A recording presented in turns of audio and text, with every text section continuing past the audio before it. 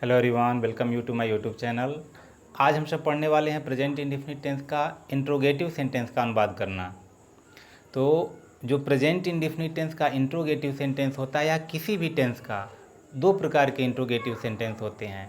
एक WH family से प्रारंभ होने वाले और एक हेल्पिंग वर्ब से प्रारंभ होने वाले।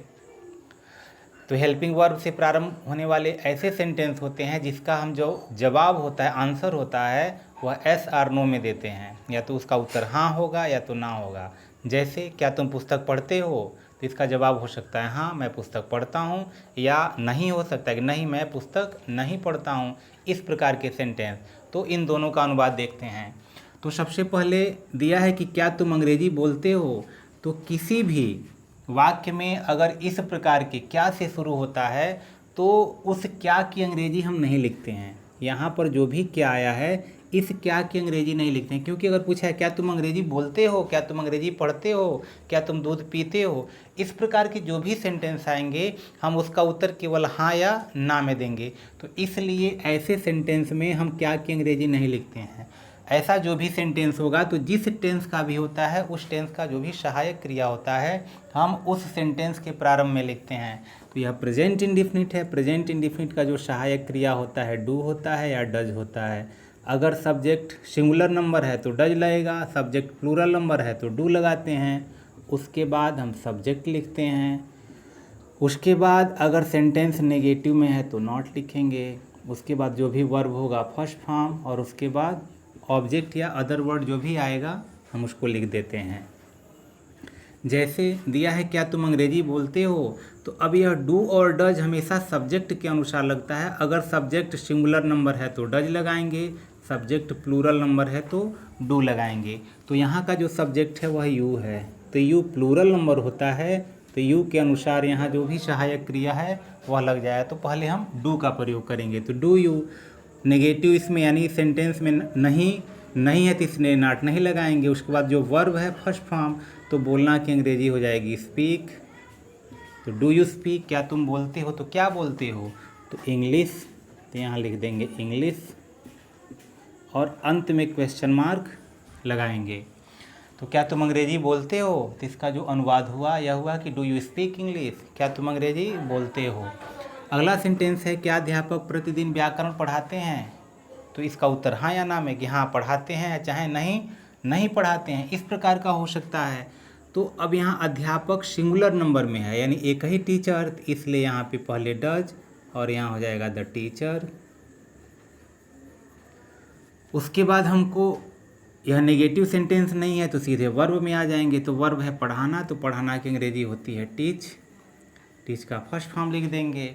उसके बाद हमको लगाना है ऑब्जेक्ट, तो ऑब्जेक्ट है व्याकरण, यानी क्या पढ़ाते हैं, तो व्याकरण पढ़ाते हैं, तो व्याकरण की अंग्रेजी जो होती है वह लिख देंगे, तो ये हो गया ग्रामर। उसके बाद समय बचा हुआ है प्रतिदिन, तो ये अंत में एडवर्ब चला जाएगा, तो यहाँ हो जाएगा डेली, और क्वेश्चन मार्क लगा देंगे अंत में। यानी does the teacher teach grammar daily, क्या अध्यापक प्रतिदिन व्याकरण पढ़ाते हैं। फिर उसी प्रकार अगला दिया है क्या खिलाड़ी प्रतिदिन नहीं खेलते हैं, यानी क्या खिलाड़ी प्रतिदिन नहीं खेलते हैं। तो खिलाड़ी यहाँ प्लूरल नंबर में है, तो यहाँ हो जाएगा द प्लेयर्स। तो प्लेयर्स प्लूरल नंबर में है, तो इसलिए इसके अनुसार जो सहायक क्रिया है वह डू हो जाएगा। अब यहाँ सेंटेंस में नहीं दे रहा है, तो नहीं के लिए अब हम यहाँ नेगेटिव सेंटेंस हमेशा सब्जेक्ट के बाद ही लगेगा, यानी डू उसके बाद सब्जेक्ट लगेगा, उसके बाद नॉट लगेगा। अब हम वर्ब का प्रयोग करेंगे। हम डू नॉट एक साथ नहीं लगा सकते हैं, अगर डोंट चाहें तो लगा सकते हैं, लेकिन डू नॉट एक साथ नहीं लगाते हैं, क्योंकि जो नॉट होता है हमेशा सब्जेक्ट के बाद ही आता है। अब उसके बाद यानी वर्ब हो गया खेलना, तो ये हो गया प्ले। अब क्या खेलते हैं ये नहीं दे रहा है, उसके बाद समय दे रहा है कि प्रतिदिन, यानी तो do the players not play. अब प्रतिदिन केवल बचा है, तो फिर यहाँ डेली, एवरी डे, चाहे पर डे, जो भी इसका अंग्रेजी याद है वो हम लिख सकते हैं। फिर अगला सेंटेंस है क्या हम सब चाय नहीं पीते हैं। रिपीट हो गया है, क्या हम चाय नहीं पीते हैं। तो अब यहाँ हम की अंग्रेजी हो गई वी, तो वी यहाँ प्लूरल नंबर में है, तो इसलिए वी के साथ जो सहायक क्रिया होगा वह डू होगा, फिर वी लगेगा। नेगेटिव सेंटेंस है तो इसलिए यहाँ पे नॉट लिख देंगे, डू वी नॉट। उसके बाद पीना, तो क्या पीना है, तो चाय पीना है, तो चाय के लिए पीने की अंग्रेजी टेक लिखेंगे। उसके बाद टी, बाकी कुछ बचा नहीं है, क्वेश्चन मार्क हो जाएगा। तो do we not take tea, क्या हम चाय नहीं पीते हैं, इसका अनुवाद हो गया।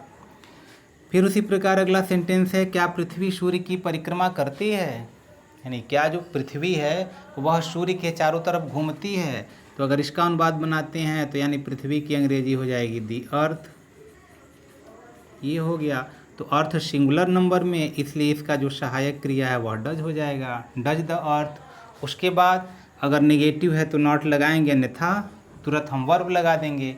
तो परिक्रमा करना मतलब चारों तरफ घूमना, तो यहाँ हो जाएगा मूव अराउंड, यानी does the earth move around, क्या पृथ्वी चारों तरफ घूमती है, परिक्रमा करती है, तो किसकी परिक्रमा करती है, सूर्य की। तो यहाँ हो जाएगा द सन और क्वेश्चन मार्क लगा देंगे, यानी does the earth move around the sun, क्या पृथ्वी सूर्य के चारों तरफ घूमती है। तो अब क्वेश्चन वर्ड से प्रारंभ होने वाले जो सेंटेंस होते हैं उनकी हम अनुवाद किस प्रकार से करते हैं उसको देखते हैं। तो जैसे दिया है कि तुम सुबह में कब जगते हो, तो इसमें जो प्रश्न पूछने वाला शब्द कब है वह वाक्य के हमारे सेंटेंस के बीच में आया है और इसकी अंग्रेजी होगी कब। तो इस प्रकार के जो भी हमारे सेंटेंस आते हैं, अगर उसमें कहीं भी प्रश्न पूछने वाला शब्द अगर वाक्य के बीच में आता है तो उसकी अंग्रेजी हम सबसे पहले लिखते हैं, क्योंकि अगर हम इसको हटा देते हैं, जैसे हो जाएगा तुम सुबह में जगते हो, तो यह प्रश्न पूछने का आभास ही समाप्त हो गया। अब इसका जवाब हम हाँ या ना में नहीं दे सकते हैं, इसका जवाब हम कुछ न कुछ देंगे, हाँ या ना नहीं हो सकता है। तुम सुबह में कब जगते हो, तो यह हो सकता है मैं 5 बजे जगता हूँ, मैं 7 बजे जगता हूँ, तो मैं 4 बजे जगता हूँ, इसका कुछ न कुछ जवाब होगा। तो इसलिए ऐसे सेंटेंस जो होते हैं वह क्वेश्चन वर्ड से प्रारंभ होते हैं। तो सबसे पहले हम इसका स्ट्रक्चर लिखते हैं, तो ये होगा क्वेश्चन वर्ड, जो भी हमारा क्वेश्चन वर्ड होगा वह लिख देंगे। उसके बाद सब्जेक्ट के अनुसार डू या डज का प्रयोग करते हैं, उसके बाद हम सब्जेक्ट लिखेंगे। उसके बाद अगर सेंटेंस नेगेटिव है तो नॉट लगा देंगे, फिर वर्ब फर्स्ट फॉर्म, और उसके बाद जो भी ऑब्जेक्ट होता है या अदर वर्ड होता है, ऑब्जेक्ट भी हो सकता है अदर वर्ड भी हो सकता है, उसको लिखते हैं। तो अब यहाँ दिया है तुम सुबह में कब जगते हो, तो कब से यहाँ प्रश्न पूछने का बोध हुआ, तो यहाँ कब की अंग्रेजी हम पहले लिख दिए। उसके बाद तुरंत हम जो सब्जेक्ट होगा सब्जेक्ट के अनुसार डू या डज में से लिखते हैं। तो सब्जेक्ट यहाँ तुम है, प्लूरल नंबर में है, इसलिए डू लगना है, और उसके बाद सब्जेक्ट लिखेंगे यू। अब यह सेंटेंस नेगेटिव में नहीं है तो नॉट नहीं लिखेंगे, वर्ब फर्स्ट फॉर्म। तो जगना, जगना की अंग्रेजी होती है गेट अप, तो यहाँ लिख देंगे गेट अप। अब कब जगते हो, तो अब दिया है कि सुबह में, तो अब यहाँ हो जाएगा इन दी मॉर्निंग,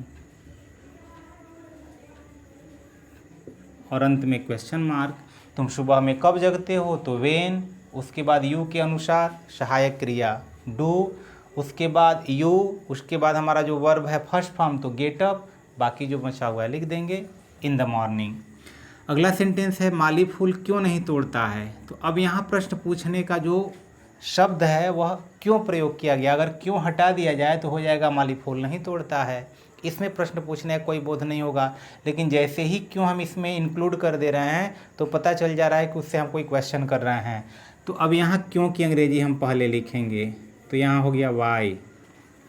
उसके तुरंत बाद हम जो भी हमारा ये सब्जेक्ट है उस सब्जेक्ट के अनुसार हमको डू डज लिखना है। तो माली प्लूरल नंबर में ना होकर के सिंगुलर नंबर में यहाँ है, इसलिए यहाँ पे हम डज लगाएंगे, और उसके बाद उस माली की अंग्रेजी लिखेंगे, तो वेन डज गार्डनर। उसके बाद सेंटेंस नेगेटिव में है तो नॉट लिखेंगे, उसके बाद वर्ब फर्स्ट फॉर्म, उसके बाद हो जाएगा तो वर्ब है हमारा प्लक। उसके बाद जो ऑब्जेक्ट है, तो क्या ऑब्जेक्ट बचा हुआ है, फूल, तो फूल की अंग्रेजी फ्लावर लिख देंगे। ये हो गया कि when does gardener not, sorry why does gardener not pluck flower. उसी प्रकार अगला दिया है कि वह बाजार से क्या लाता है, यानी क्या लाता है उसके बारे में पूछा जा रहा है, तो उसका वह कुछ ना कुछ जवाब देगा कि मैं पुस्तक लाता हूँ, मैं मिठाई लाता हूँ, मैं सब्जी लाता हूँ, फल लाता हूँ, कुछ ना कुछ जवाब देगा। हाँ या ना में जवाब नहीं दे सकता है, इसलिए इसकी अंग्रेजी हम पहले लिखेंगे, तो ये हो जाएगा वाट। फिर सब्जेक्ट के अनुसार हम डू या डज लिखेंगे, तो वह सिंगुलर नंबर में है तो फिर यहाँ डज लगना है, तो वाट डज ही। उसके बाद नेगेटिव है नहीं तो तुरंत हम वर्ब लिखेंगे, तो लाना की अंग्रेजी हो जाएगी ब्रिंग।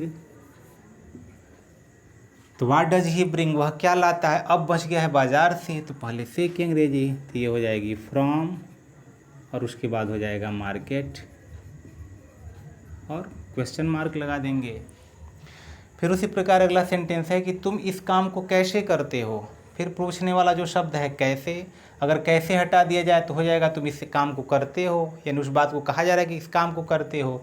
लेकिन वही अगर कैसे जुड़ जा रहा है तो तरीका पूछा जा रहा है कि तुम उस काम को कैसे करते हो।